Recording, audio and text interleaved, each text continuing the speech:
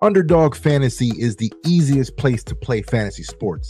It's also the fastest growing fantasy app in the industry. In the pick'em game, you can pick whether your favorite players will have a higher or lower stat total in that week's game for a chance to win big. And as you already know, I'm going Josh Allen higher in yards every single week. So sign up today with promo code Buffalo Fanatics and get your first deposit doubled up to $100. Visit underdogfantasy.com or find them in the App Store. And don't forget to register with promo code Buffalo Fanatics to get your first deposit doubled up to $100. You're listening to Rated Red on the Buffalo Fanatics Network.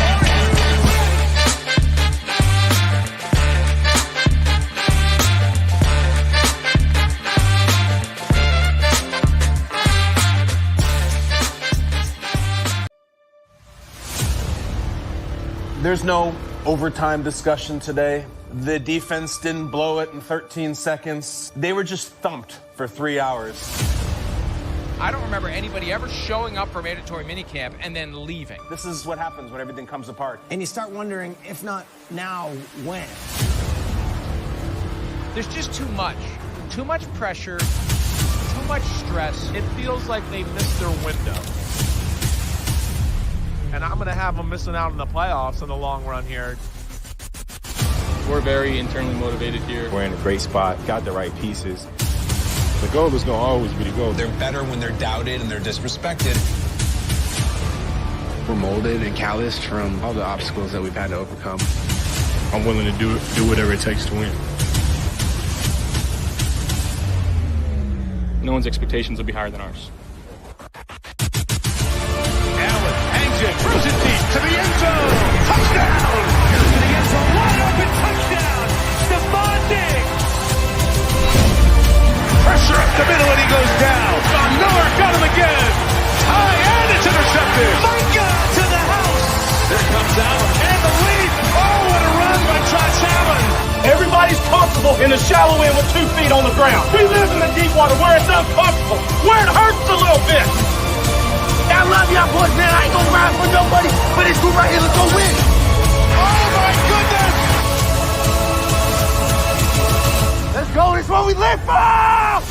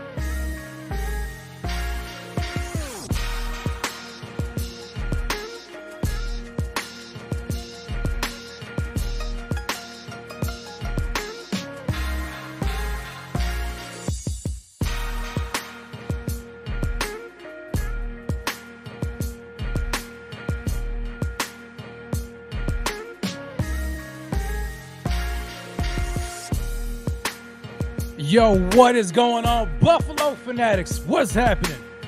Shout out everybody in the chat. What's going on? It's your man, Rev. So glad to be here with you guys again for another edition of Rated Rev, brought to you by Underdog Fantasy on the Buffalo Fanatics Network. Yeah, I'm fired up, baby. And I hope everybody in here live right now is as fired up as I am. Do me this favor. Smash that like if you haven't already done so. Subscribe to the channel if you haven't already done so. And this is a Rated Rev roll call. I need to know where you guys are watching me from live right now. Drop that in the chat. Let's get this thing popping, baby. Let's get this thing popping. In case y'all didn't know, I'm coming from Texas. So I'm in Texas. So let me know where y'all are watching from. Let's get this thing going. I've got, Dagim, I think that's how you pronounce it. Greetings from St. Louis, living blue and red nation. Let's go, baby. Victor coming in from the 315. Donald, Claremont, California. Morning Maya and Linda West, my bad. Buffalo, baby. Let's get it popping. Luis Matos, New Jersey. Nate coming in from D.C. C. Rose from Connecticut. David C. from Fresno, California. I've got Richard Callen coming in from Troy, New York. Yeah, baby. That's what I'm talking about. That's what I'm talking about. Apex coming in from Colorado. I've got King Cam. Says he's tuning in from Ohio, baby. Let's get it. Ant coming in from Kentucky. Brian Day from Thousand Oaks, Cali. Hanson from the 607.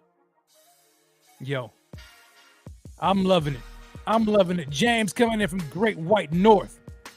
I've got Buffalo in the house from Joshua Smith. Johnny Langston coming in from Alabama down south, baby. Augustine, Haines City, Florida. That's what I'm talking about. You guys file in here. File in here because we've got a lot to talk about tonight. We've got a lot to talk about tonight. And my job,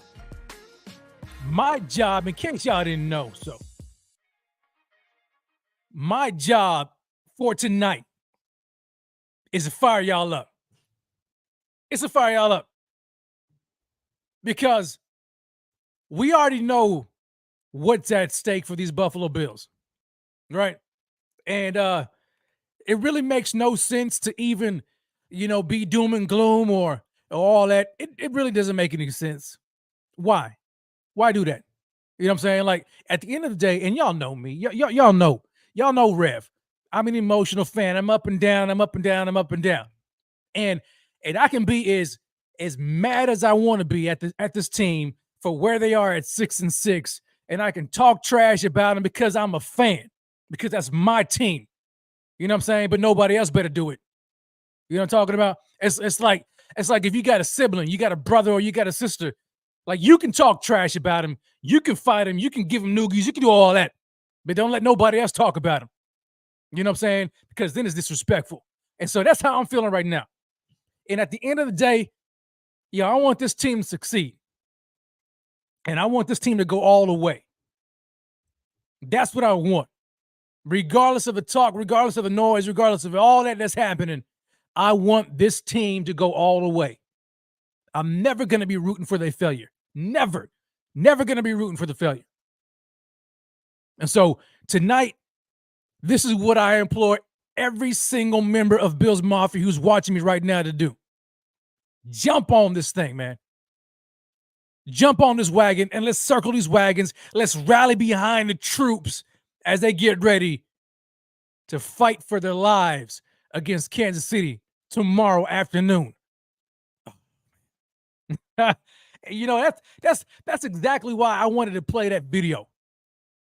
I wanted to play that video at the beginning of the show because I wanted to remind everybody what's at stake and to get y'all fired up for what's at hand. You know what I'm saying? And there's nothing like there's nothing like a good old Kyle Williams talk, man. Like I love Kyle Williams, he fires me up. I'm sitting over here watching the video, in the background, and I'm ready to get up and run through a brick wall. You know what I'm saying? And so, like man, when Kyle was like, "Yo, yeah, man," every single thing that brother says, man, everything he says. We live in the deep water. People like to live in the shallow water where it's comfortable. Nah, man, no. Oh, dude, I love it. I love it. And so, for the Buffalo Bills, we already know what's going on, right? We already know. Playoffs for this team starts tomorrow. It really does. And that's exactly how I'm approaching it. Well, you know they have a hill to climb and a hole to dig out of, a hole that they dug themselves in. But we're no strangers to this team climbing out of holes and going on an incredible run. We've seen it 2 straight years now. The Bills in December go on a ridiculous run all the way through the playoffs. All the way through the playoffs. And so that's what I'm expecting. That's what I'm expecting. Now, whether or not they do it is a different story. But I'd be doggone if I don't expect it to happen. You know what I'm saying? And we'll wait until next week to see how they did and whether or not the story is going to be different. But for now, it's Buffalo versus everybody, baby. It's Buffalo versus everybody. Everybody. And like my girl Kim Bett says, it's the Winter Soldier breaking out. The Winter Soldier is breaking out. You know, I was watching Josh Allen in his press conference, and Josh, Josh is such a smug son of a gun. You know what I'm saying? Like, sometimes you could tell when he's in his bag. And he was talking about like what's at stake. And he said like, and I'm paraphrasing, everybody in that locker room, knows what's at stake. But the way he said it and his little smirk, he had like a little smirk on his face, let me know that this dude is like, he is ready and he is in his bag and he is about to show all the way out tomorrow. All the way out. And that's what I love. I love to see a cocky Josh Allen. When Josh is cocky, you know what I'm saying? Like when he's feeling himself, I feel sorry for whoever's on the other side of that ball. You know what I'm saying? Because a cocky Josh is a scary Josh. And that's the kind of Josh I feel like we're gonna see tomorrow. I really do. Look, we're not scared of Kansas City. We're not afraid of the Chiefs. We've been here, we've done this before. First of all, it feels like we've been playing these jokers in Arrowhead for the past umpteenth million years. You know what I'm saying? I can't wait for us to actually get them on our turf at Highmark Stadium. But nevertheless, we ain't afraid to go in Arrowhead and do our thing. We've done it before. A couple of years in a row. We've done it. We've gone into Arrowhead in that hostile environment and beaten the Chiefs. We've done it before. So what's the difference now? What's the difference? And the Chiefs right now, like, and trust me when I say this, like, I'm not, and this is to any Chiefs fan out here, like, I'm not, it's no diss, but it just is what it is. Like the Chiefs are they're not more, you can't catch them more vulnerable than they are right now. And what I mean by that is they've been struggling. They really have. You know, like the offense is not the same. It doesn't look the same. It hasn't really, been the same since last year. They put all their eggs in the young basket with, banking on the development of Sky Moore in year 2, right? A rookie in Rashee Rice that brought Mecole Hardman back. They've got an aging Travis Kelce. And so it's like they put all their eggs in that basket, and it hadn't worked out as they probably would have liked it to have worked out so far. And they're a little vulnerable. They are a little bit vulnerable right now.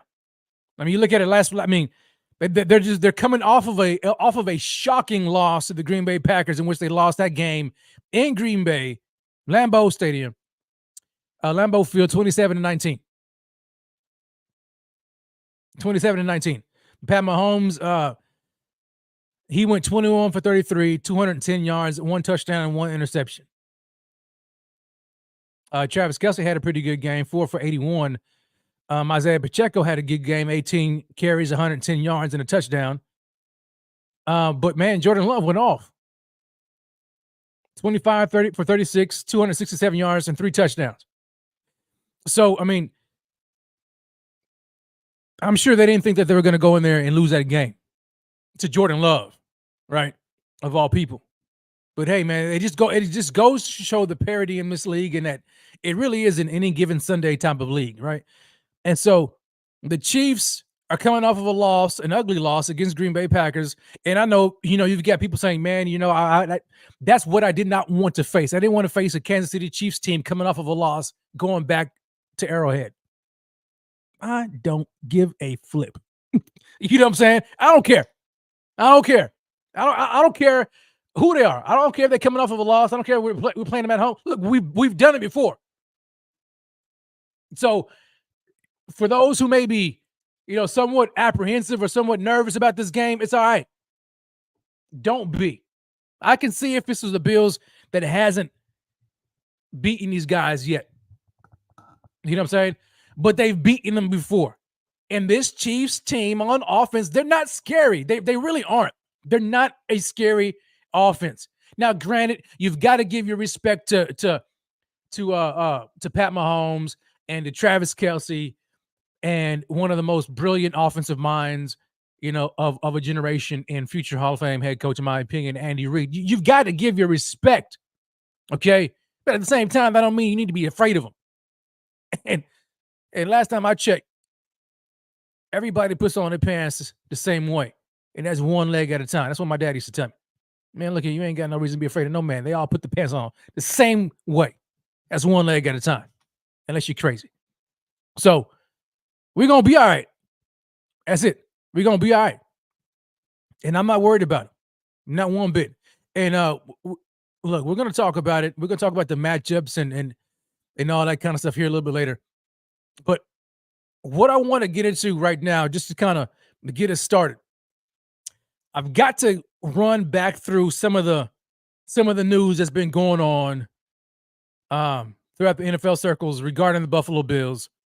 And I'm going to be very selective. I'm not, about it. And first and foremost, I've got to touch on this and give you my thoughts, brief thoughts on MG says, not going to be all right. He must be, MG must be a Chiefs fan. And if MG is not a Chiefs fan, I need, and indeed they are a Bills fan. I need everybody watching right now to show some love to MG.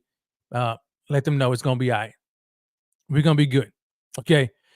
So I first want to touch on this and give you my thoughts, and I'm going to call it like I see it.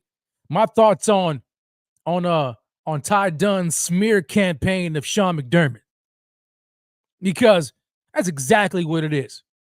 And I ain't about to waste a whole lot of energy talking about it, but I did want to just touch on it. And I'll say this: I ain't paying $8 to read that garbage. I'm just not doing it. I'm not doing it. I heard, or I read all I needed to read, and that's when I saw the 25 anonymous, in finger quotes, anonymous sources come out and talk about the Sean McDermott and all this kind of stuff. Like, that's garbage, man. That's garbage, because all 25 of them, whoever they are, if they real or not, that is some coward mess. Straight coward mess. For one, we have no way of verifying it or validating it. So in essence, we have to take the man's word for it, or we don't. And it just becomes a matter of speculation at that point. You know what I'm saying? And so really, it's basically a tabloid piece, in my opinion. You can't verify. You got 25 anonymous sources. 25 of them. It sounds to me like a hit piece. It sounds to me like somebody's in their feelings and they don't like Sean McDermott. That's what it sounds like to me. And I don't give a rip about none of that stuff. Because if you're not man or woman enough to put your name on it and say, yo, this is me, I said this, then I ain't got no time for you. I don't. It's a bunch of garbage to me. And this guy's going around the circles and he's, making his stops, and he's on, he's on the herd with Colin Cowherd and all this. And he got the nerve to try to charge $8 for it or whatever, however much it is. It's a money grab, tabloid piece. Exactly what it is to me. I think it's ridiculous. Absolute ridiculous. It's stupid, man. It really is. And then I question your motive. And the reason why I question the motive is because of the timing of it, right? The timing of it. Supposedly he's been sitting on this stuff for years, right? Why all of a sudden you want to drop this right now? Right before the Bills' biggest game of the season, as they're fighting, clawing for their playoff hopes and aspirations. You want to drop this piece on top of all the other garbage that's going on surrounding the Buffalo Bills already in regards to Von Miller. You decide that it's, that you think it's cool to go ahead and drop this right now. It's ridiculous. It's ridiculous. Like I said, it's tabloid garbage, money grab, 15 seconds of fame nonsense. And I ain't got no time for it. That's all my thoughts, man. And in case people are wondering, like what's the organization have to say about it? Like how do they feel about it? Brandon Beane came out. And he said, and I quote, he said, yo, everyone is 100% behind Sean. Everyone. And that's all that matters.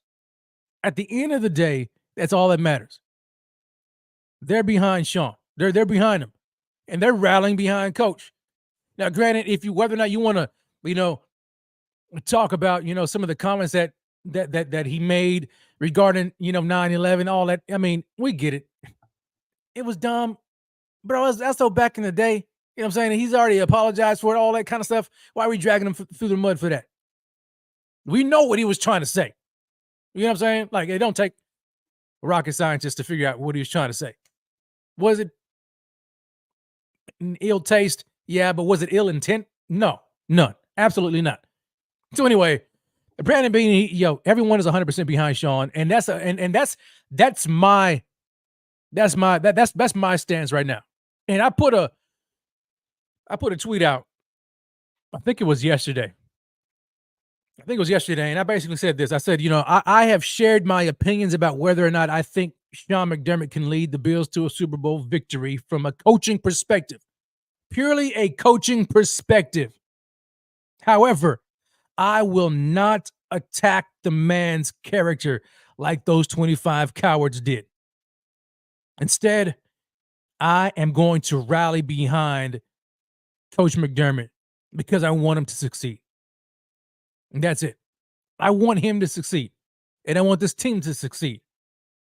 I'm not going to smear the man's and talk about his character. I don't know the man like that. Anyway, it's Sean McDermott versus everybody. And we're going to find out, man, like if there's some internal beef, in the locker room, we'll find out real quick. If the players don't rally behind him, and if they lay an egg and you see signs of them like quitting and giving up on the field, well, then you may want to question some things, right?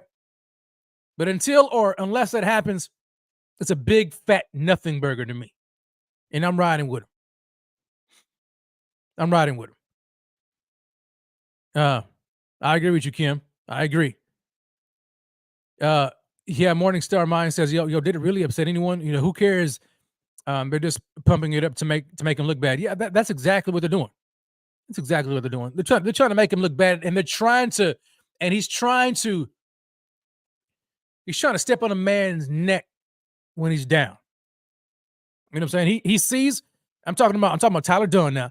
Sees Sean McDermott and the Buffalo Bills at 6-6 in a bad situation in terms of their record and their playoff aspirations, and he says, "All right, now's the perfect time for me to drop this this piece. I'm trying to kick the man while he's down. That's exactly what he's doing. Coward. Big coward. But nevertheless, those are my thoughts on it. But you know what? You know what I did like? Not about that. Not about that.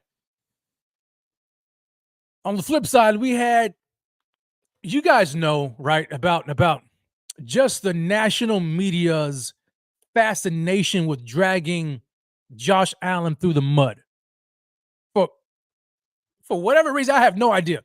It's ridiculous, but it seems like everyone wants to talk about Josh Allen in a negative light in terms of his play and the turnovers and the interceptions and all this kind of stuff, and they ignore just how elite the brother is. They completely ignore it. They want to harp on his turnovers, but ignore the greatness that is Joshua Patrick Allen. And one thing I did love, because it seems like it's just been Buffalo versus everybody, right? You know what I'm saying? It's like either you're a part of Bill's Mafia and you're fighting for your team and you're defending your team, you know, or nobody is, right? It's just like us against the world. But finally, a member of the national media gets up, clears his throat, and says it with his chest about his thoughts on Josh Allen and all of this national media nonsense surrounding Josh Allen and his turnovers. In case you didn't see it, take a look at what Mike Greenberg said about Josh Allen. Here it is. I know that Josh Allen has turned it over in 8 straight games and that he has the most turnovers in the NFL over the last 4 years. I know you know that because you hear it all the time. It generally comes right after someone on television says, well, Josh Allen is a great player, but let's try something different here. Let's talk about just how great he actually is. Allen has 17 more touchdowns than he does turnovers this year. So for all the talk about those, do you know how many players have a better margin than that? 1. Dak Prescott. In fact, Allen has 94 more touchdowns than turnovers the last 4 seasons. Only Patrick Mahomes has a better margin in the entire league. Over those 4 seasons, while everyone has been busy talking about Allen's turnovers, do you know how many teams have scored more points than the Bills have? None. And only the Chiefs have had a better record. Over those 4 seasons, Allen himself, personally, has 163 touchdowns, and his team has punted 174 times. He is a one-man offensive machine. And with 7 more scores this year, which knowing him, he'll get in like 2 weeks, he will become the first quarterback ever with 4 consecutive 40-touchdown seasons. Peyton, Patrick, Brady, Breeze, Brett, none of them did that. Allen is about to. So now let's consider where the Bills are right this minute. If their kicker makes 1 lousy field goal in Philadelphia, and if they don't have 12 men on special teams against Denver, they would be 8-4, and Josh Allen would be the leading candidate for MVP. So in conclusion, let me say this. The year that Aaron Judge hit 62 home runs, I never once heard anyone mention that he also struck out 175 times. Why? Because he was so good, it more than made up for the imperfection. Josh Allen is that good too. And there is no need to put a but at the end of that sentence. Man. Yo, standing ovation for my man Greeny right there. I couldn't have said it better myself. He hit the nail on the head. Shout out to him, because that's exactly what's been going on with the media. Like they've been ignoring this brother's achievements. They've been ignoring just how great he is because of some turnovers. And we can't sit here and act like this would not be a completely different story if, like he said, if it was just if we flip 2 of those losses around, just 2 of them, like he mentioned, the Philly loss, you know what I'm saying, and the Denver, you flip those two around, it's a completely different story. Completely different story. I'm telling you, when the Bills lose, they lose because of themselves. Nobody's really just beating this team. Nobody.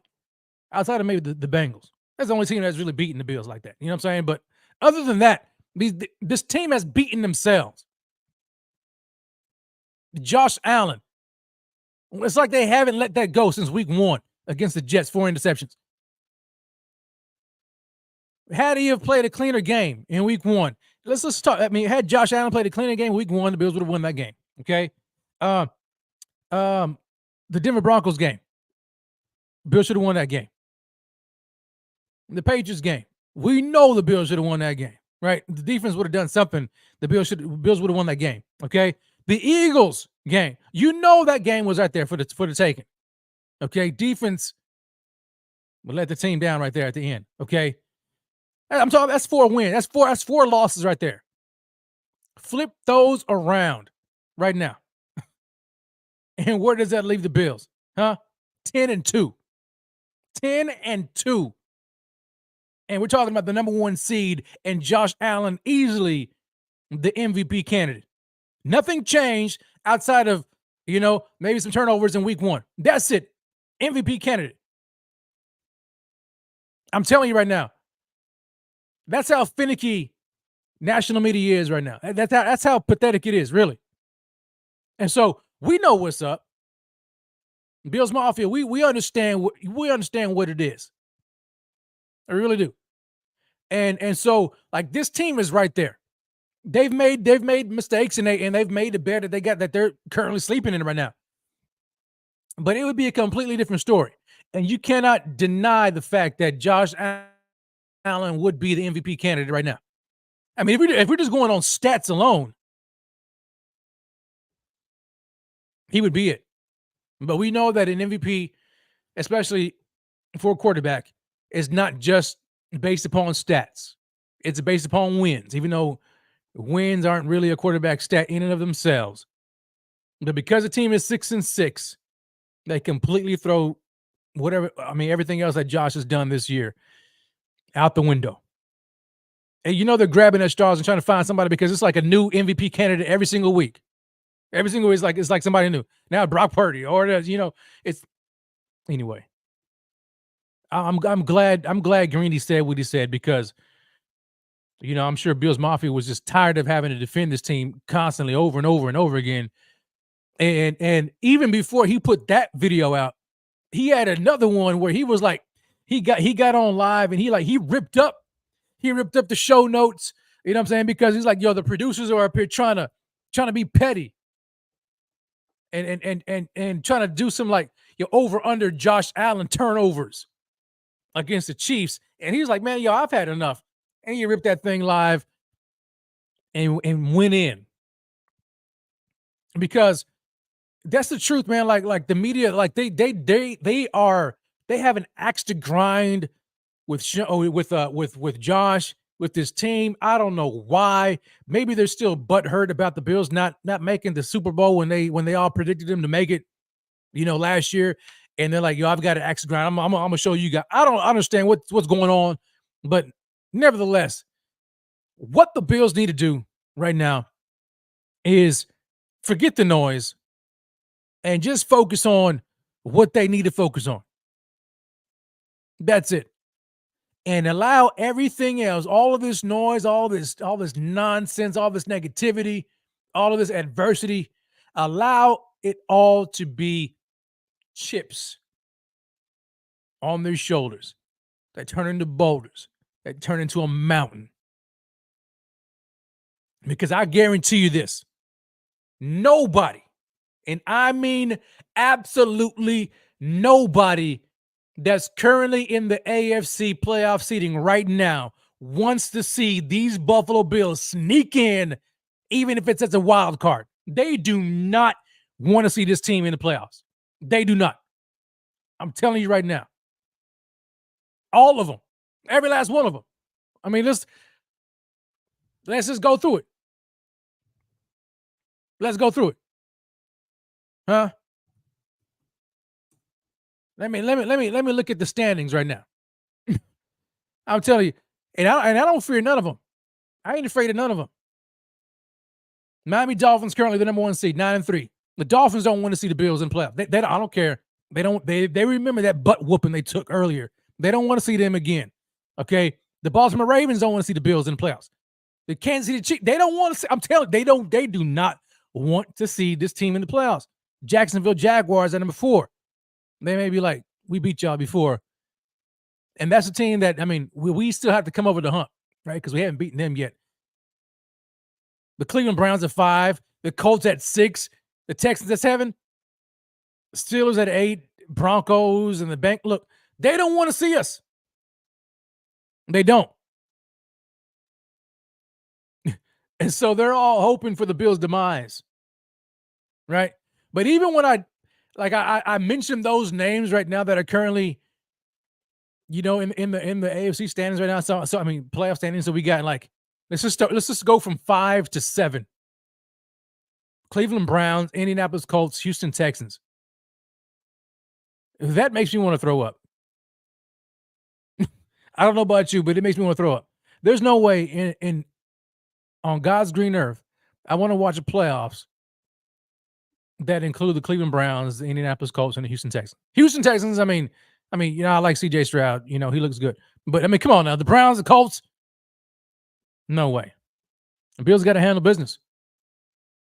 They have to handle business. And once they get in, it's all she wrote. It's all she wrote. Flat out. And I'm looking through the chat right now, and I'm looking at Mike. Mike really, he says, Josh is on fire right now. Yeah, of course. He's on fire. We all know it. His numbers are ridiculous. But this is what we can expect from Josh. Okay? It's what we can expect from him every year. I'm looking at him right now. Let me see here. 3,214 passing yards, 24 passing touchdowns, 13 interceptions. Let me see here. I'm trying to look at his rushing stats too. It's not showing it right here. Let me pull it up. I'm gonna have to go to another site here to pull up his rushing stats. But Josh is killing the game. He's killing the game, man. He really is. And that's the thing about it is when Josh is in his bag, he's nearly impossible to stop. He is nearly impossible to stop. And we're witnessing that right now. This year right now, like I mentioned, 3,214 passing yards. Josh rushing yards. He has 342 rushing yards on the ground. 9 rushing touchdowns. 9 rushing touchdowns, 24 passing touchdowns. 33 total combined touchdowns from Josh Allen. Like he's on another level, and he's been doing this every year. It's what we can expect. Okay? It's what we can expect. So anyway, we all know it would be a completely different story if Josh Allen, and the Buffalo Bills had a better record. If they had a better record, he'd be hands down MVP right now. And like Courtney says, Josh Allen's he's unstoppable. He is unstoppable. And Donald comes in. Donald Dunson says, I'm with you, Rev. When we're firing on all cylinders, we can beat anyone in this league. It's just I don't remember the last time we were firing on all cylinders. Well, go back to last week. Not last week, but against the Eagles. Like the Bills were doing their thing, man. Like offense was on fire. Now, granted, the defense kind of pooped the bed a little bit in the second half. But as far as Josh and the offense is concerned, they were doing what they had to do. And they've looked good ever since they made the switch at offensive coordinator from Ken Dorsey to Joe Brady. Joe Brady's got these guys playing differently, man. And I know it's only been 2 weeks, but you can see you can see the transformation. You can see like the offenses that like they have their swag back, right? They got their swag back, man, and that's all you want. That's what you want from this team, because that's what we expect. That's what we've been accustomed to seeing week in and week out. So, I mean, it makes you wonder, now this goes back to Sean McDermott as far as the coaching standpoint is concerned, why he didn't make the switch earlier. You know what I'm saying? Like, had he have made the switch to Brady earlier in the season, I think an argument could be made that the Bills will be in a better situation. But hey, it is what it is. We can't correct what's already happened. All we can do is focus on the now. And there's no reason for concern, man, because the Bills are on their thing right now. We just need the defense to really catch up. We need the defense to catch up. And all things considered, I thought they've been doing okay. Okay. The Eagles, they let off the gas. I'm curious. Here's what I am wanting to see. I need to see Sean McDermott not only coach like this is the last game he's going to be coaching with the Buffalo Bills, but I need him to just pull out all the stops. Defensively, don't let off the gas. Do not let off the gas. In a second, I don't care what the score is. I don't care, if you're up by 30 points. Do not let off the gas. Keep your pedal on the floor. Foot on their throats. You know what I'm saying? That's what I want. Be aggressive for 60 doggone minutes on defense. If they just do that, the Bills will be fine. It's when Sean McDermott gets kind of, conservative in the end of the game. If they're up or something like that, then he'll get real conservative and get comfortable. And then when the game starts to get on the line, then he gets even more conservative. I don't need that. Be aggressive all game long until that clock says 0 all the way across.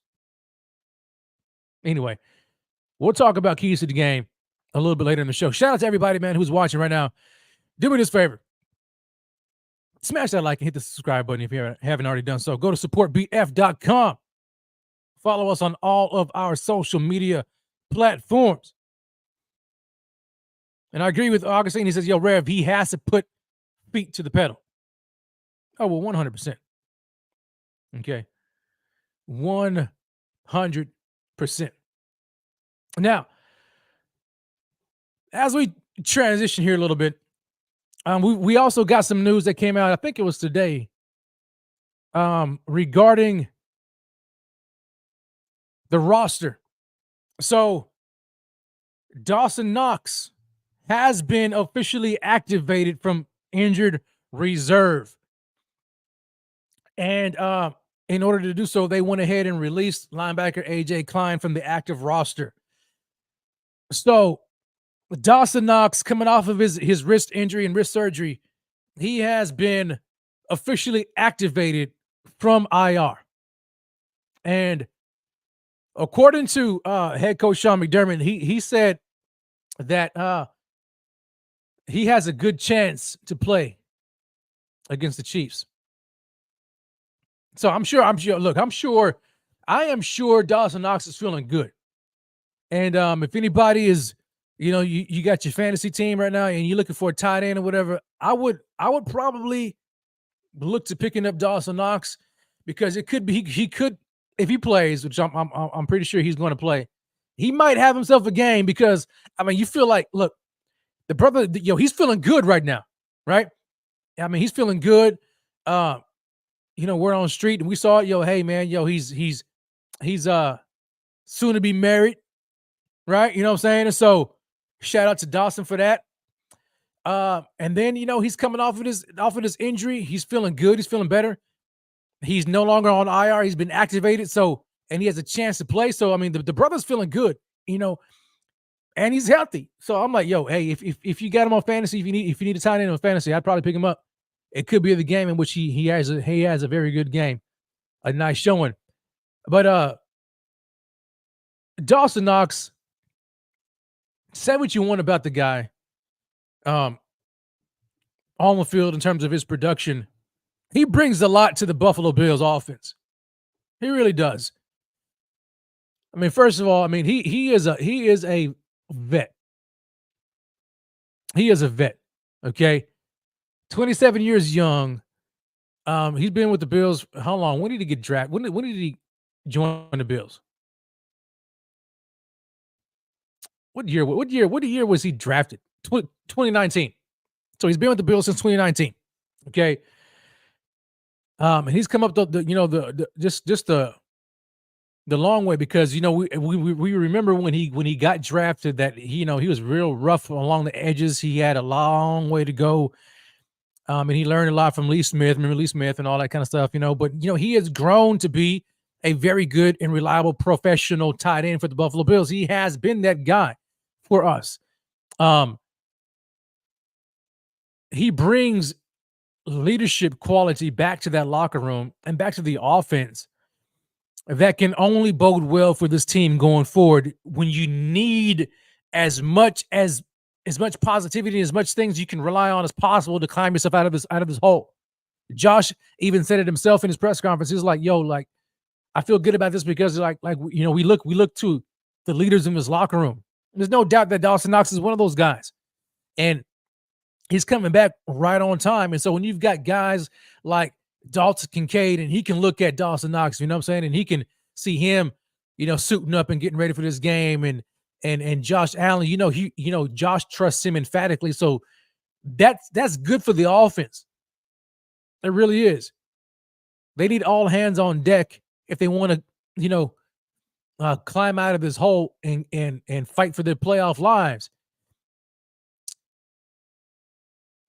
Speaking of Dalton Kincaid, and really what it means to him to have Dawson Knox. I mean, he said on his press conference, he said, I'm excited for him to be back out there. And I'm quoting him, I'm excited for him to be back out there.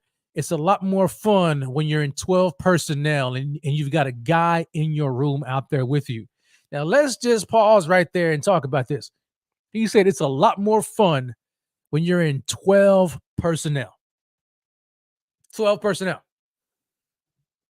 We know about that, right? The one running back, 2 tight end offense. We know that's what Ken Dorsey was trying to do in the year.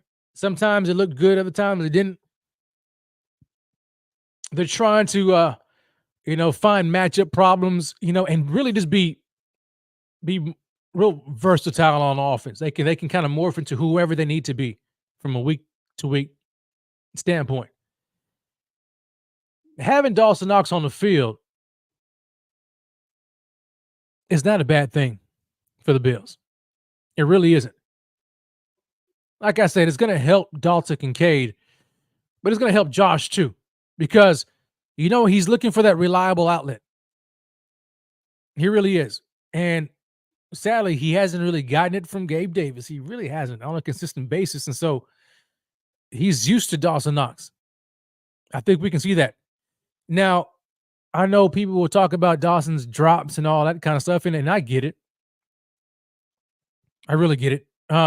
Although this year, I mean, and granted, it's been a well, let me take a look at it here, because I want to look at his catch rate. I mean, it's been okay, right? It's been okay. This year so far, I mean, no, I take that back. It really hasn't. Okay, he's barely over 50% catch rate on the year so far. Okay, but it's a small sample size. My only concern with Dawson potentially playing Sunday is if Joe Brady feels a need to go with that package very heavy, like a 12 personnel heavy game. Now, I'm no offensive coordinator, so I don't know. Maybe he sees something that we don't see, in terms of matchups are concerned and whatnot. But what I'm saying is this: I hope he doesn't feel the need to force it. You know what I'm saying? Because so far in his absence, I mean, the Bills have been doing well offensively. The past couple of games, Dalton Kincaid has been doing his thing, and the offense has really looked very good the last couple of games. And so I don't necessarily want anything to throw that off kilter. You know what I'm saying? Does that make sense? And so that's my only concern. However, if it's what helps this team beat the Chiefs, then I'm all for it. I'm all for it. So let me know what you guys think about Dawson Knox. Kim Betts says, I think that Dawson Knox will be on the snap count. Yeah, I think we can anticipate that, right? I mean, coming off that wrist injury, we don't want him to do too much. I would imagine. I want to see him, in the run game to see if he happens to favor that wrist, at all when it comes to the blocking aspect of his game. Other than that, yeah, we'll really just see. We're really just see. And so I'm glad to see Dawson Knox activated, and I hope he gets on the field and he has a good game for the Bills. I really do. Moving on. So let's go ahead and jump into this matchup here real quick. Okay, let's jump into this matchup. Before I do that, though, I do want to just let's take a look at some injury notes. Okay, so we already saw that they have activated Dawson Knox, but I'll tell you what, when I looked at this injury report, I can't recall the last time I saw an injury report look this clean. You know what I mean? This injury report looks super clean, I must say. And let me share my screen in case you guys haven't seen it just yet. Where is it at here? There you go. So here it is. I'm sharing my screen with you all. Let me know if you can see it or not. So right here. So all for the week. Look at those full participants in practice. Just look at that. That's beautiful, right? The only one who hadn't participated at all in practice this week, for one day, was really Von Miller, right? Veteran rest day, Wednesday. Then everybody's participated. Look, Kyrie Elam, full participant. He's questionable, right? And I forgot to mention him because he's designated to return as well. So you've got Kyrie Elam there, questionable. Leonard Floyd, he's full participant. Dane Jackson back, from his concussion. He's full participant. Dawson Knox, like we mentioned. Dalton Kincaid, Taylor Rapp back. Thankfully, that was scary what happened to him in the Eagles game. So I'm glad to see that he's a full participant. Obviously, like the game status for these guys are not, they're not listed, but we already know we can pretty much assume that these guys are going to be playing. Outside of those who are currently listed as questionable, which is Kyrie Elam and Dawson Knox. But needless to say, God, it looks good, right? It looks good. So, and look at this comment from Bruce. He says, "Yo, are we back?" That's funny. And then Tyler responds, "Yo, hey, all the way, baby. Bills by $1 billion." And so, yeah, that injury report looks clean. It looks clean. Now, the same cannot be said for the Kansas City Chiefs, though, right? Because we got news that, man, they're going to be out, like 4 starters? 4 starters, if I am correct. Let me pull it up here. So, yeah. So the Chiefs, they are ruling out running back Isaiah Pacheco, linebacker Drew Tranquil, who, by the way, came in for Nick Bolton, who's been injured. He's out. DB Brian Cook, offensive tackle Donovan Smith. Isaiah Pacheco, Drew Tranquil, Brian Cook, and Donovan Smith for the game against the Bills. 4 players. So, I mean, it goes back to what I had mentioned earlier about the vulnerability of this team. And so, I mean, they're vulnerable already as it is just from offensive standpoint. But then, you add the injuries and those who are already ruled out. I mean, it's for the taking for the Bills. They have no reason to lose this game. All things considered, there really is no reason for this team to lose. None. A super chat coming in from Morning Mayan Linda West. I appreciate the super chat. She says, "Yo, Rev, can you lead a mafia manifestation? Have everyone close their eyes and imagine as if we just got the dub on KC. See it, hear it, feel it happen." Well, Morning Mayan, I think you already did it for us. You know what I'm saying? Hey, just have faith. That's all you need. Just have faith in this team. Have faith in it. They've done it before. Like I mentioned at the top of the show, the Buffalo Bills have been here before. They have been in Arrowhead in the regular season and beaten these Chiefs with, I would say, a far better offensive team than they are right now. Okay? On top of that, the Buffalo Bills have gone on a remarkable run that got them into the playoffs before. They did it last year. They did it the year before last. So, just from a frame of reference standpoint, you already know what the Bills are capable of doing. We already know it. Okay? It's just a matter of them doing it themselves. And I have full faith in this team to get her done, baby. You know what I'm saying? Let's go. So now,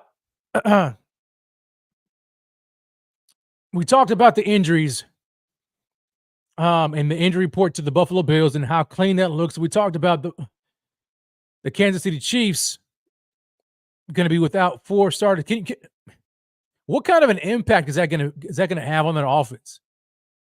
You're looking at offensive tackle, right? Offensive tackle, Donovan Smith out, and their running back, Isaiah Pacheco. Just those 2 guys alone, especially Pacheco, that's going to be huge because let me pull it up. I want to pull up his stats. Where is he at? Here it is. Isaiah Pacheco, man, like he has done a fantastic job for this team. And right now, this year, Isaiah Pacheco has almost 800 yards rushing, 779 rushing yards on the season so far for Isaiah Pacheco, 4.4 yards average per carry, 6 rushing touchdowns. All right. He's likely going to eclipse last year's numbers. Last year, he had 830 yards rushing. So he's already at 779, 780. He's going to get that. Okay. He is probably one of the reasons, one of the key cogs in that offense, and one of the main reasons why they have been as successful as they have been, especially the last couple of years. You've seen them since the absence of Tyreek Hill. They've had to morph, right? And they've had to morph into a more running football team. Isaiah Pacheco is the reason for that, in addition to their offensive line. So when you remove him from the equation, that limits them in what they want to do. So they're likely going to have to rely on Clyde Edwards-Helaire, who has done nothing since joining the Chiefs and lost his job in the first place to Pacheco. So there's a very real possibility that the Buffalo Bills already are going to have the Chiefs in a situation in which they are one-dimensional, and that's in the pass game.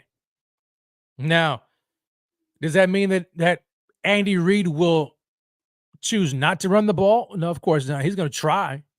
But as long as the defense can shut down Clyde Edwards-Helaire, which I fully anticipate them doing so, that's gonna bode well for the Bills defense, because now they just have to worry about stopping who? Travis Kelce. All right, respect. Rashee Rice. Who else? Watson. Sky Moore. You know what I'm saying? Like really, who else? Who else? You know, so I'm not worried about it. So don't be worried, Mafia. Now on defense, though, the Chiefs have been very good on defense. Now let's talk about that. Now their defense has been very good, but again, they're going to be without Drew Tranquil, the starting linebacker. So the Bills really have no excuse. They have no excuse to lose this game. The only way they lose this game is if they beat themselves with crazy penalties and buffoonery level coaching.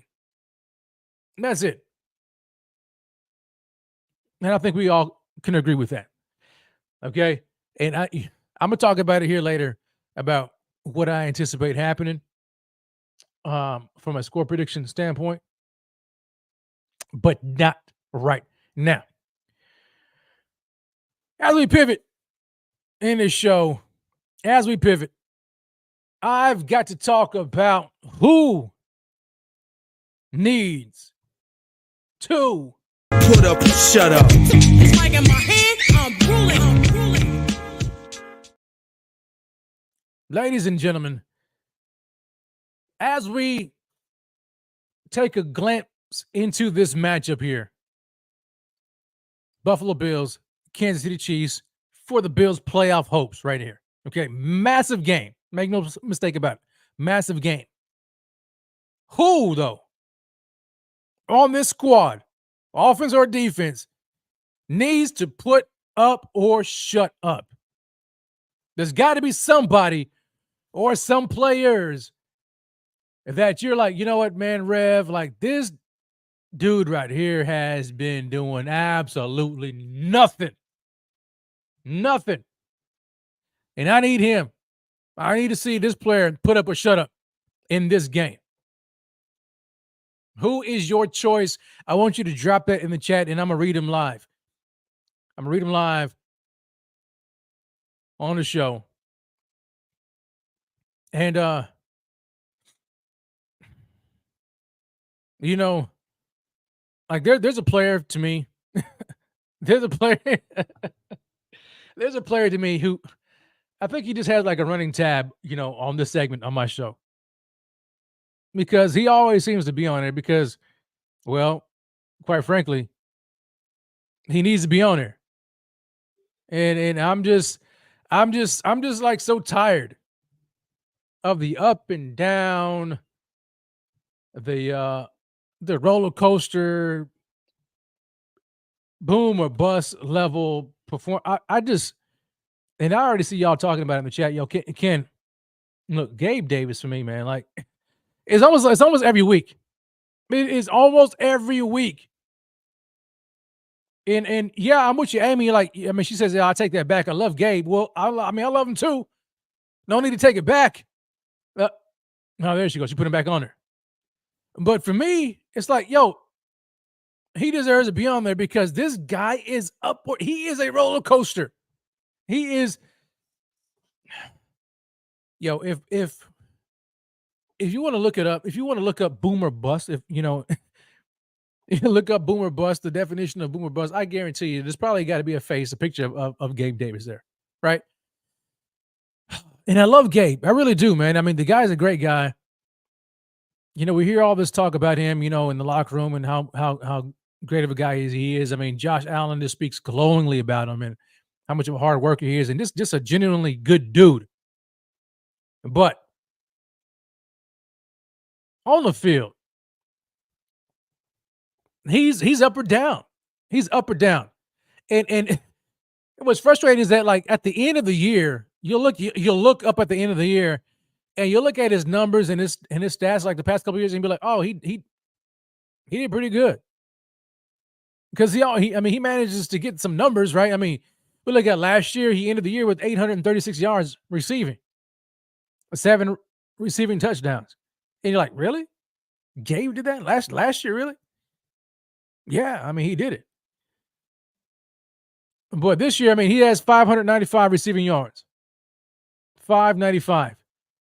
His average yards per reception is always up here. 15.3, just a little bit over 15 yards per reception. I mean, it's par for the course is what he does. It's, I mean, from a career standpoint, I mean, 16 and a half yards per reception for Gabe. He has six Gabe has 6 touchdowns. You know what I'm saying? Like, that's weird, isn't it? Like, it doesn't even seem like it. Like, he's already about to eclipse what he's done. He'll probably end the year with his highest receiving touchdown total of his career. Isn't that crazy? That's crazy, right? Like, I just thought about it. I'm looking at the numbers right now, and I almost can't believe it. I almost can't believe it. Gabe has 6 receiving touchdowns this year. Last year, he had 7. The year before last, remember that? You remember that against, that year they went to the playoffs and they had he had that great game in the playoffs against the Chiefs. 6 receiving touchdowns for the year. In his rookie year, he had 7. So, like, Gabe is he's on par to obliterate his own receiving touchdown record. And that is just nuts to me. Because when you can do that, but then you have these absences throughout the season, it's like almost on a game-to-game basis, up and down, up and down. One game, one week, like against the Philadelphia Eagles, he has 6 receptions, 105 yards, and a touchdown. 8.8 yards per target. But then the week before that, against the Jets, goose egg. 0 targets, 0 receptions. And then before that, 2 receptions on 6 targets for 56 yards against the Denver Broncos. And then against the Cincinnati Bengals, 0 receptions. And then you go back against the Tampa Bay Buccaneers. Oh, there's 9 for 87 and a touchdown. And then the week before that against New England, 1 reception for 6 yards. Week before that against the Giants, 3 for 21. Week before that against the Jags in London, 6 for 100 and a touchdown. Against the Dolphins, 3 for 61, a touchdown. The Commanders, 1 for 35 and a touchdown. Raiders, 6 for 92 and a touchdown. And then week 1, 2 for 32, no touchdowns. Like, this guy is up, or he is boomer bust. Absolutely boomer bust. It is so frustrating. So frustrating to me as a fan. I had to drop him for my fantasy league. I couldn't even play the guy. I got tired of it. I was like, man, forget it. I just can't do it anymore. I can't do it. It cost me a game. You know what I'm saying? And then, like, when I benched you, you decide to have 100 yards against the Eagles. Like, it's crazy. But they call him Big Game Gabe. So he just shows up for big games. You know what I'm saying? So, like, I am confused. I really am confused about this dude, because I'm like, I want to say he has the ability, he has a talent. I just don't know why he can't put it together on a week-to-week basis. I just don't know. But tomorrow's a big game, and all that matters to me is that he shows up. Every single game from here on out is a big game. So maybe, just maybe, we get to see Big Game Gabe for the remaining 5 games in the regular season. The playoffs, we'll see what happens. Maybe he just goes on a tear. from here on out because he wants to get paid. I don't know, man, but Gabe Davis, dude, he needs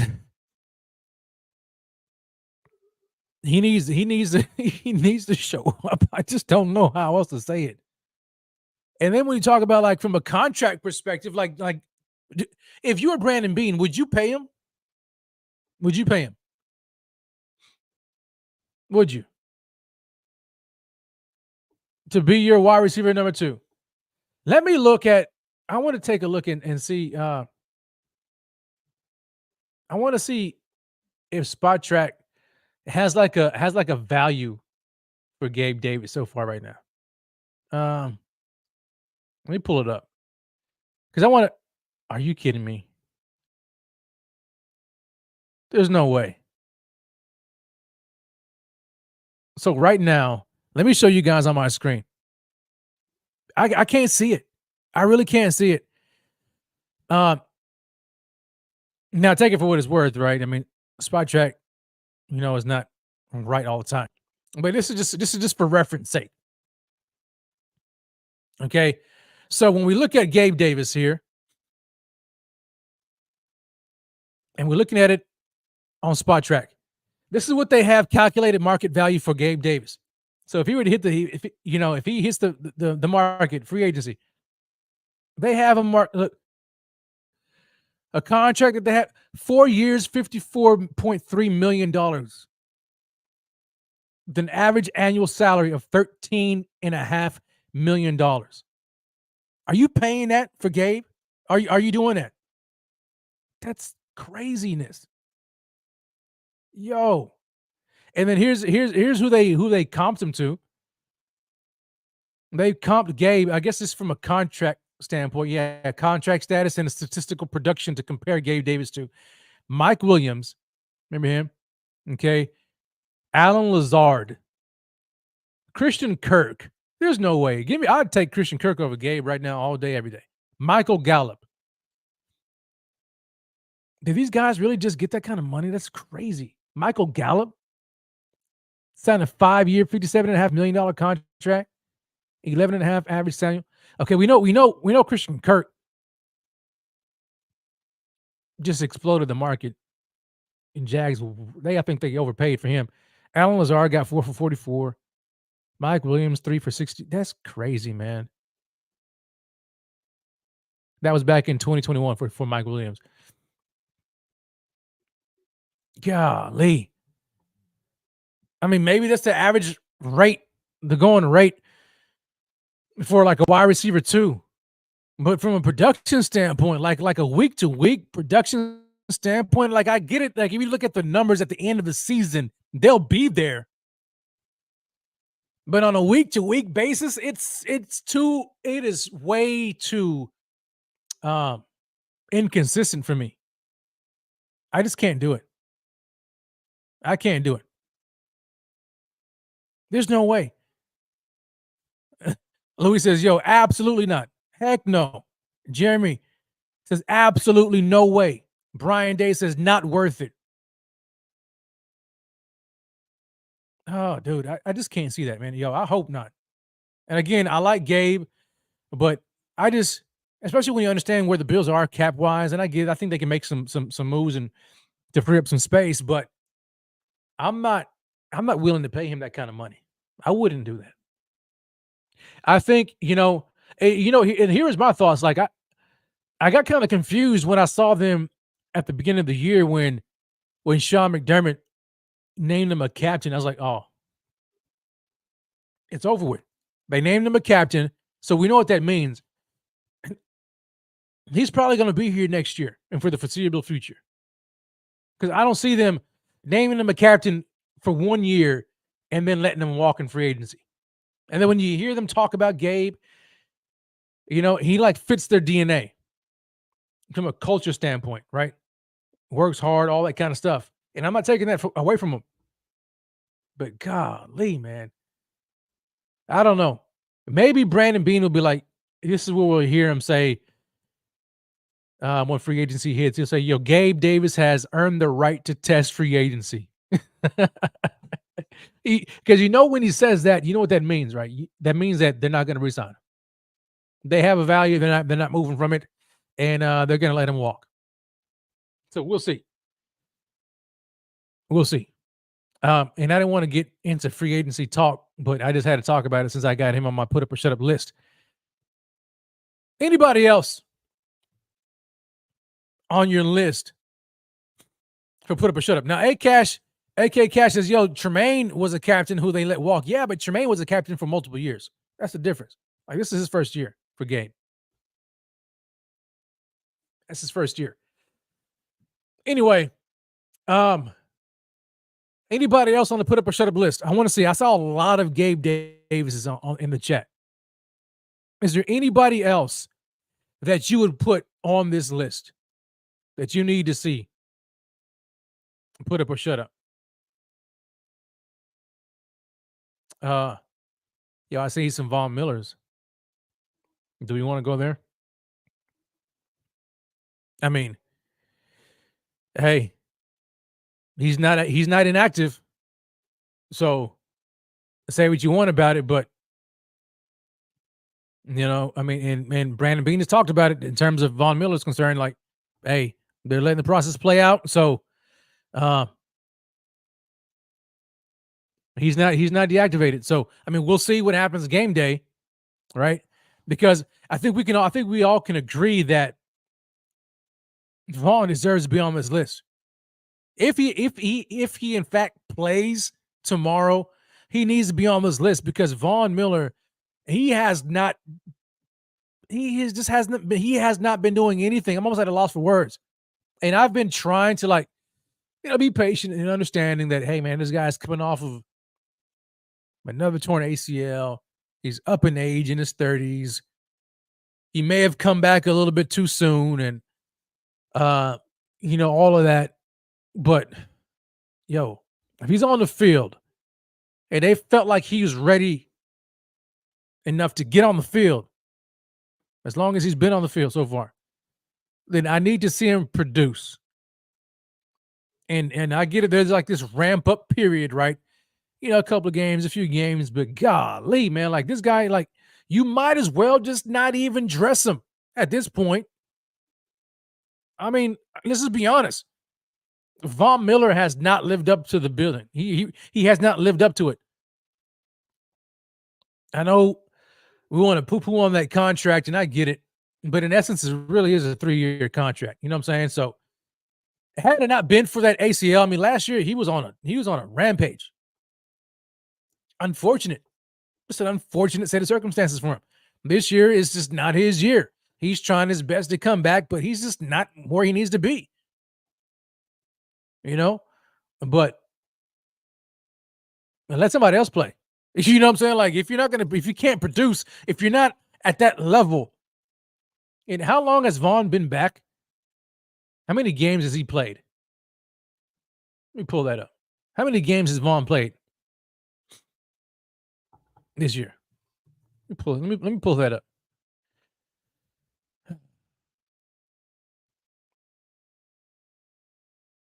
This year,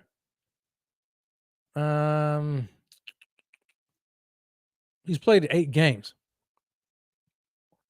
8 games. In 8 games this year so far, since coming back, nothing. 0 sacks. Absolutely nothing. I mean, this is remarkable because, like, if you look at the stat sheet, it is a bunch of zeros all across the stat sheet, a ton of zeros. And I almost can't believe this right here because, it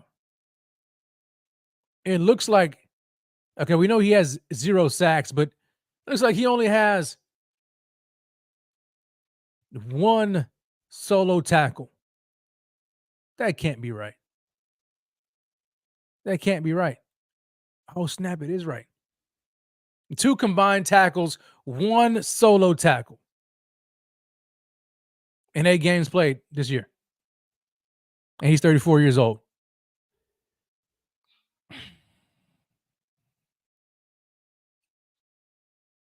It's not good.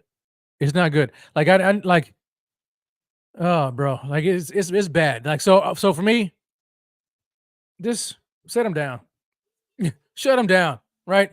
Shut him down. I know they're hoping that they're gonna get this closer involved, but it's been evident for a long time now that he is just not there. He's not there. His snap percentage has decreased, quite a bit. And so I would say he needs to put up a shutout, but I think this year's a wash for him. I really do. So now it's a matter of, other guys stepping up. AJ Epinesa, Kingsley Jonathan. Like, we need these other guys to step up, and Greg Rousseau, because Vaughn is, he's just not there. So he definitely needs to put up a shutout. So for me, it's Gabe Davis, Von Miller. Anybody else? Those are probably the two top ones for me. The two top ones that I need to see put up a shutout. And those are actually the two that I've seen in the chat as well. So shout out to you guys for participating in that. I appreciate that. Let me see here. I'm looking at my notes here. As we move on in this show, do we want to do this? Do I want to do this? Yeah. I'm going to do it. Yeah, I'm going to do it. This is time. All right. So now forgive me, guys. I'm contemplating whether or not I want to do the segment, but I'm going to go ahead and do the segment because I need to fire y'all up. And we got to get fired up for this game tomorrow. Bills, Chiefs. And it can only mean one thing. On my mama. On my mama. I put that on my mama. On my mama time, ladies and gentlemen. It's time for On My Mama.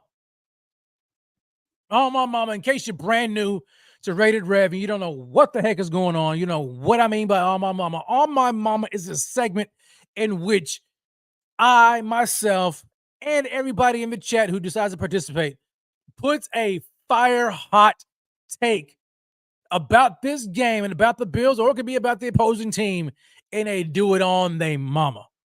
On my mama, blah, blah, blah, blah, blah. You know what I'm saying? And it's got to be a fire hot take too. So that's what I'm talking about. On my mama, baby. What do y'all got? Drop them in the chat. Drop them in the chat. Let me see here. Do I want to? Let me see. Yeah. So on my mama here, I'm going through the chat here. Handsome comes in, says, "Yo, on my mama, the Bills better come out on top and not lose at the end in 10 seconds. Yes, they better not do that on my mama. Okay." That's crazy. All right, here we go. That's what I'm talking about. Kim Bet says, "Yo, on my mama, the Bills get the 40 burger." Kim. Hey, look at me. I see you. We are right there. And you're going to find out here a little bit later. On my mama, the Bills get the 40 burger. That's what I'm talking about, Kim. I love it. Donald Comer says, "Yo, on my mama, this could be the end of the Chiefs dynasty." Oh, really? Like that, Donald? Okay. I mean, they still got Pat Mahomes and Andy Reid. We'll see. But hey, I like it.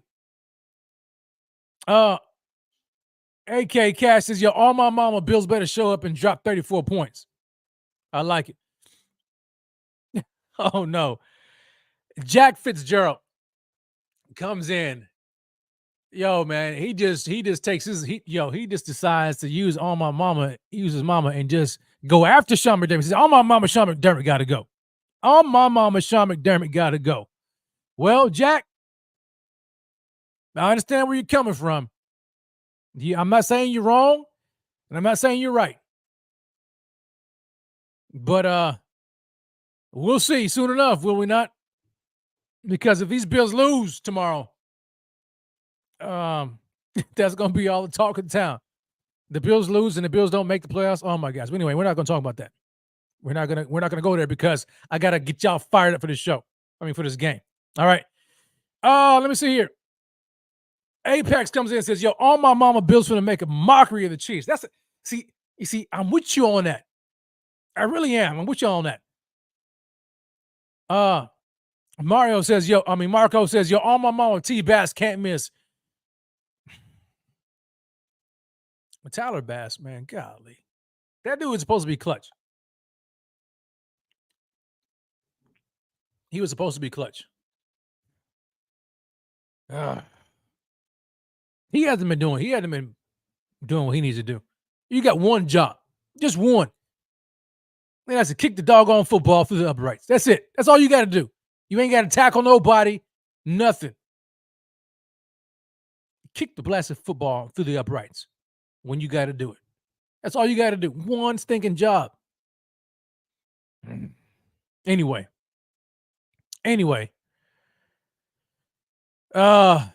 Luis Matos comes in and says, "Yo, all my mama Josh will have 2 touchdowns." That's it, Luis? That's it?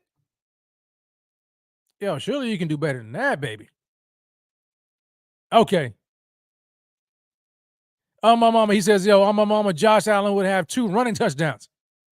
So are you talking about 2 passing and 2 rushing? So 4 in total? Or are you just saying he's only going to have 2 rushing? Because if it's 4 total, then that's what I'm talking about right there. Brock Campbell says, "Yo, on my mama, Josh 4 passing touchdowns and a rushing touchdown, 40 burger, go Bills." Oh, that's what I'm talking about. Brock, I love it. I love it. Lewis comes back in and says, "Yo, on my mama, Knox will have a touchdown." I like that. I like that a lot. Let me see here. Where is it at? Handsome says, "Yo, money makes people act funny." That's not what I was trying to pull up. Amy, on my mama, they're going to win for head coach, love and support, and beat some Chiefs in their own house. Go Bills. That's where I'm at. That's exactly where I'm at. Sophia comes in. Sophia, God's friend, comes in. "Yo, on my mama, the Bills start a 9-game winning streak starting tomorrow." On my mama. I absolutely love it. All right, so Marco says, "Yo, on my mama, James Cook 125 plus." Ooh, I like it. To me, I got to say this. Yo, Tamir Taylor must be a Chiefs fan. He says, "Yo, on my mama, YouTube brand is going to be in full effect after the Bills disappoint y'all again." Well, Tamir, there's no doubt about it that the rants are going to be in full effect.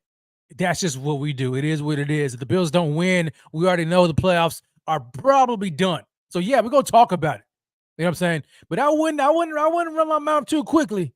I wouldn't do it too quickly. You'll find out sooner or later, baby, about what these Bills are all about. Because on my mama, well, I'll get to it. I'll get to it here. Luis says, "Yo, on my mama, the Bills will make the playoffs." Here we go. All right. So let me give y'all my on my mama take, because I'm telling you right now, I'm going to go back to what I had mentioned earlier in the show about Josh Allen in that press conference. He had something in his eyes. He had a little cocky smirk to him. The Bills, no doubt, know what they're playing for. They understand the stakes are high. They understand what they got to do. All of it. They get it. There's no need to remind them of it. But I also mentioned that the Buffalo Bills have been here before. They've been there. They've done that. We got strapped. You know what I'm saying? They've been here, done it. They know what's up. They know what they have to do. There's a point of reference for this team. Go back in the Rolodex. Go back in their mind. Like, hey, remember this? Remember last year when it was like this and we had to go on a run? Remember the year before that? Yeah, remember that 2 years ago when the New England Patriots in December were in first place in the AFC East and we're second place, and we went on an incredible run. We can do that again. So with that all being said, on my mama, the Buffalo Bills, the entire team, offense, defense, special teams, all of them, the entire Buffalo Bills team will rally behind head coach Sean McDermott and beat the ever-living daylights out of Patrick Mahomes and the Kansas City Chiefs. And I'm not talking about they just beat them all 7 points or 3 points. No, I'm talking about putting a complete can of you-know-what on them. I'm talking about double-digit points. Josh Allen is going to do his thing. Josh Allen is going to do his thing. I'm going to give Josh 4 touchdowns. Okay? However he does it, it doesn't matter to me. 4 total touchdowns of the game. Close to 400 yards passing for Josh. All right? And I'm not done. I'm not done. The defense is going to show out. I'm giving the defense 4 sacks of Patrick Mahomes. So sorry. Donovan Smith is out. Bills going to capitalize. I don't care who does it. 4 sacks from the Bills defense to go along with 2 interceptions. So you've got Josh Allen with 4 total touchdowns, almost 400 yards passing. You've got the defense with 4 sacks and 2 interceptions on my mama as the Bills rout the I almost said the Dolphins, rout the Chiefs by double-digit score. That's on my mama, man. On my mama. That's how I'm feeling. That is exactly how I'm feeling. And like Brock Campbell says, P.S., all my mama Winter Soldier is unleashed in this game. You already know it. And I'm just waiting for from the jump. And I'm wondering, like, if the Bills win the toss, will Sean McDermott defer to the second half, or will he elect to put his offense on the field first? I don't know, but that's gonna be key to me. We know he likes to defer because he wants that chance to double dip coming out of the second half. So he might defer if he wins. Okay, and if he does it, imagine this. Can you imagine the defense gets on the field first, and they shut out Pat Mahomes, whether it's a 3-and-out or whatever, or they just have to punt. No points on that first drive. No points in that first drive. None. The Bills' offense gets on the field, their opening drive, after the defense went out and did what they had to do against Pat Mahomes. 0 points. Here's the offense marching the length of the field, and they score a touchdown. And they jump up on these boys, 7-0. Can you imagine what that's going to be like? Can you imagine what that's going to do to Arrowhead in that crowd? It's going to be fantastic. And it's going to keep on being that same way from the jump. And I just feel like Josh Allen and this offense, man, as soon as they get on the field, it's going to be over. It's a wrap. It's a wrap. And they're going to see MVP Josh. They're going to see Winter Soldier Josh. And these fools in the national media, they're going to wish they put Josh Allen in the MVP conversation. They're going to wish they put more respect on his name. That's what's going to happen. That's exactly what's going to happen. Oh, I can't wait. I'm so fired up for this game. I can't wait. I can't wait. Now, moving on. As we get ready, we're inching closer and closer to closing out the show. But I want to talk about some keys. And let me allow Jordan Poyer to say it better. Big dog! Big dog! The keys to big dubs. If the Buffalo Bills are going to win this game, what do they need to do To me, they need to limit the turnovers, right? No turnovers. I mean, it's pretty simple. It's pretty simple. No turnovers, right? Let's not do that. All right. But I want to see the defense.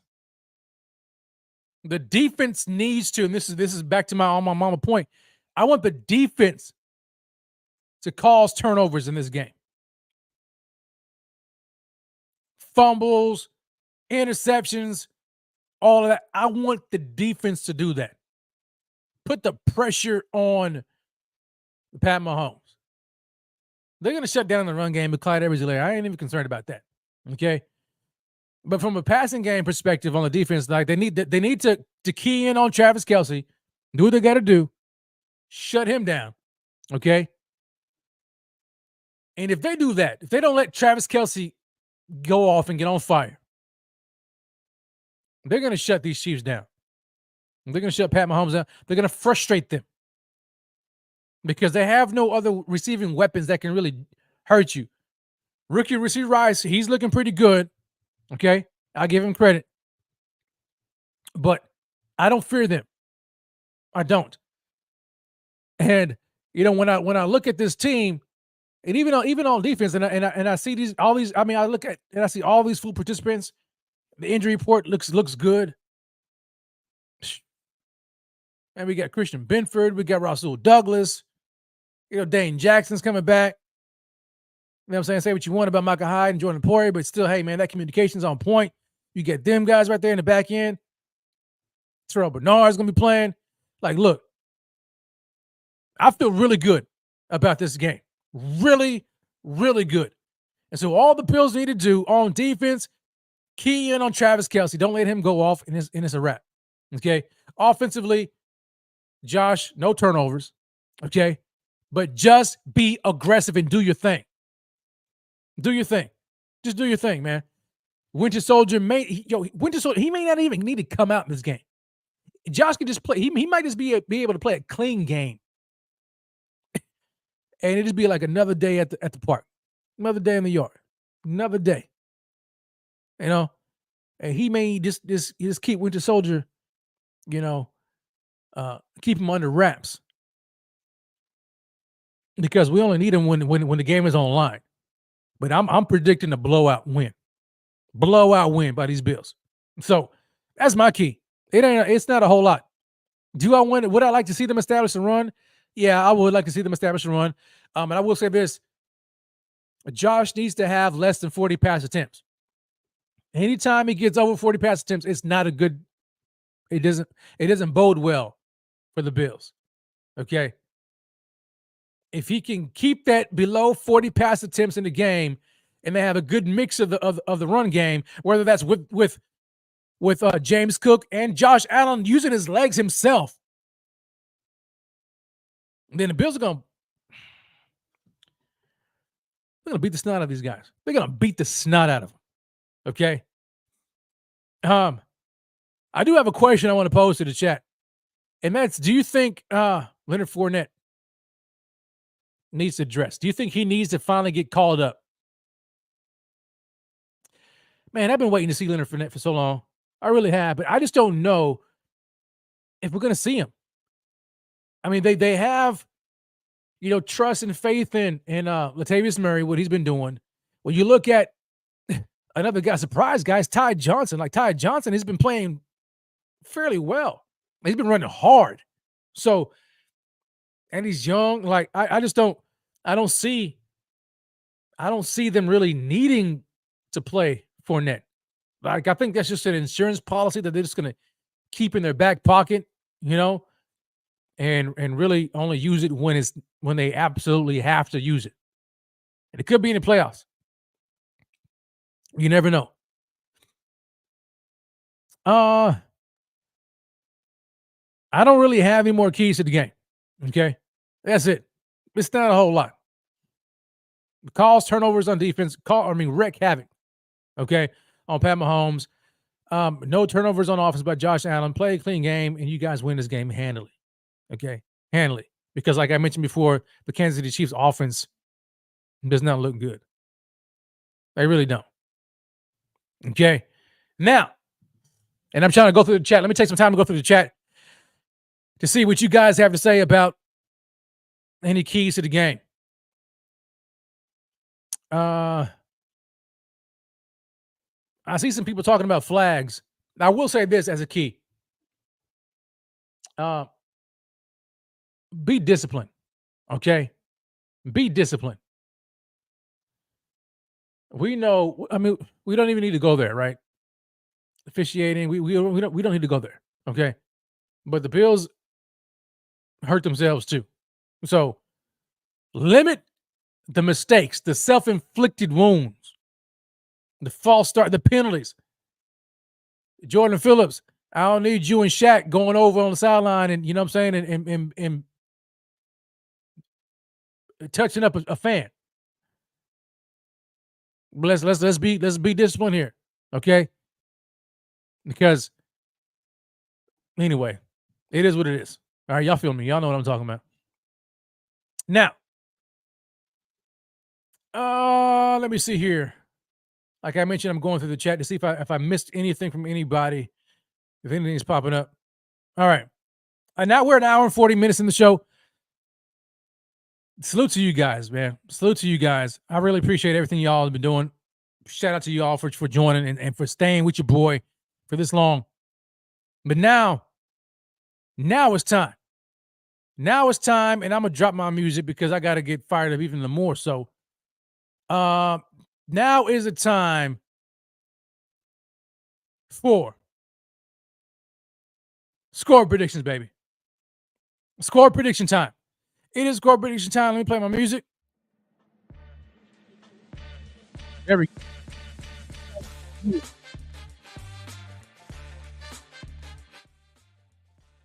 There it is.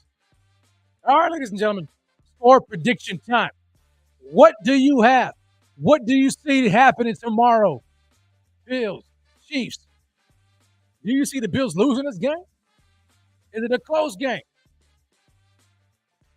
Or are you with me and you say, yo, the Bills are about to beat the brakes off this boy? What do y'all think? Drop your score predictions live right now in the chat, and I'm going to read them. Let's get it. Let's get it. Here we go. Kicking us off tonight, Luis Matos, 35-21 Bills, 4 sacks, 2 interceptions. Absolutely love it. Absolutely love it, baby.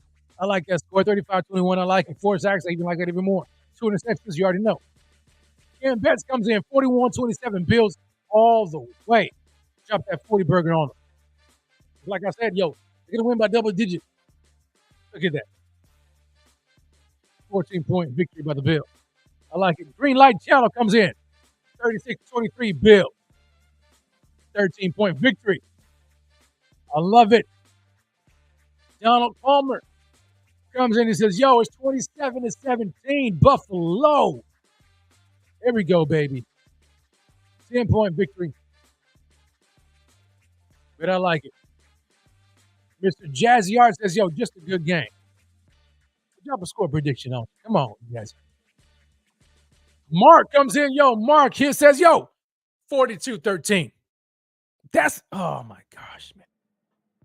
Can you imagine the talk that week if the Bills come out there and blow them out the water like that, 42-13? Can you imagine this change in narrative and conversation? Exactly what I'm talking about. Yeah, boy says, yo, 30-15 Chiefs. Ain't no way in the world that's happening. Nah, boy. Yo, Brock Campbell says, yo, 40-13 Bills, baby. 40-13. I'm loving it. Dagum says, yo, Bills by 10. Bills by 10. Garbage Play says, yo, pump all that. Yo, Bills by 1 billion, baby. Bills by 1 billion. However you want to say it, it's Bills by 1 billion. And that's what I'm talking about. All right, Jazzy R says, yo, 31-17. Ain't no way in the world. Flip it. And then you may got something. The Bills ain't losing. Does not happen. Debbie Shark comes in and says, yo, 33-21. Bills over the Chiefs, baby. That's what I'm talking about, Debbie. I almost read that wrong. I was like, no, you say Chiefs. 33 Bills, 21 Chiefs. Apex comes in and says, yo, it's 42-17 Bills. I'm feeling it. Y'all keep on dropping your score predictions in the chat. Jack Fitzgerald. Yeah, we are not tying. It's not going to be 69-69. It ain't happening. Okay. Can you imagine the Bills dropped 70 on these jokers? Like the Dolphins did to the... That would be funny. That would be funny. Handsome comes in and says, yo, 34-24 Bills. That's more like it. All right. So, ladies and gentlemen, let me drop my score prediction. I see Josh Allen with 4 touchdowns. Whether it's passing, rushing, or combination of both, I saw 4 touchdowns by him. Okay, that's 28 points. I'm guessing Tyler Bass is going to have to make some field goals. I don't want to do that. I want it to be just a no field goal game. Just all touchdowns. You know what? Let me change. Let me go back and change that a little bit. I'm feeling it. I'm feeling it right now. Okay. So rather than Josh just having 4 touchdowns, I think Josh is going to be responsible. No. Let me leave it there. 4 touchdowns for Josh. All right. Then I'm going to throw a couple more touchdowns, and that's on the ground by James Cook. Okay, so we got 4 touchdowns by Josh, and then we got 2 touchdowns by James Cook. Do the math. What is that? 42? I like it. 42. And then I'll throw a field goal on top of that.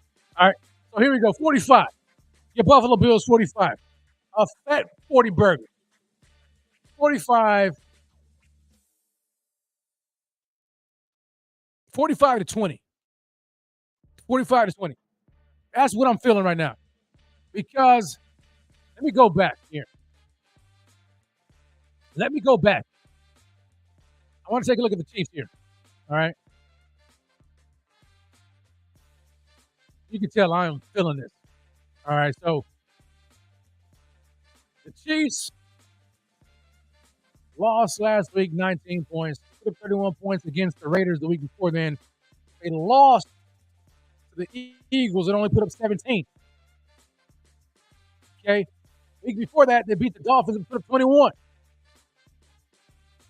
So really, I mean, like the Chiefs, they're not really putting up a whole lot of points.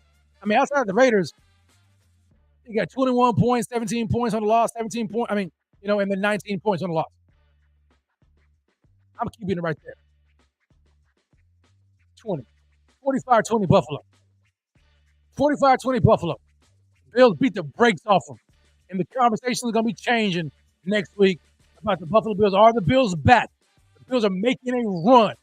1-0 starts tomorrow. The Bills rally behind head coach Sean McDermott. Put the absolute beat down on Pat Mahomes and the Kansas City Chiefs. Send them licking their wound. The Chiefs fall to what, 8-5? Does that put them on 8-5? Yeah, 8-5. The Bills steadily climbing back. That's what I'm feeling. But I'm feeling you all. Shout out again to the chat. I appreciate you guys. Thank you for watching so very much. Do me this favor. Smash that like, comment, subscribe to the channel if you haven't already done so. Go to supportbf.com and follow us on all of our social media platforms. Stay tuned for tomorrow, the pregame show. You're likely going to see me tomorrow. Maybe Z-Bot joins. But it's going to be fantastic. We're going to have a great time as we watch these Buffalo Bills do their thing. But as always, baby, You already know what time it is. Grace and peace.